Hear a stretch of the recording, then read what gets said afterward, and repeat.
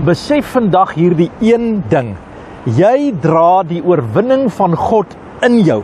1 Johannes 4 vers 4 sê, hy wat in julle is groter as hy wat in die wêreld is. Een van die challenges wat ek en jy vandag het, is om nie te dink die oorwinning is daar buite, daar ergens nie. Die oorwinning is in jou.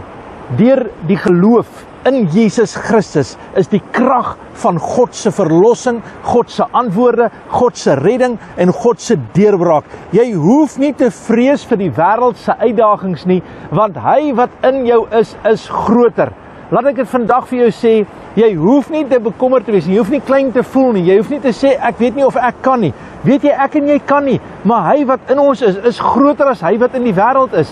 En hierdie is 'n groot geestelike waarheid, wat jy vandag moet vashou, om te weet, jy sit met die antwoord, jy sit met die oorwinning, jy sit met die skepper van die hemel en die aarde, hy wat die dinge roep wat nie bestaan nie, asof dit bestaan. Hy is in jou vandag, gereed om saam met jou na die wêreld en die omstandighede en die situasie te kyk. Hy verstaan jou, hy weet waardeur jy gaan, hy ken jou behoeftes. Weet jy, oorwinning is nie daar buite nie, oorwinning is in jou.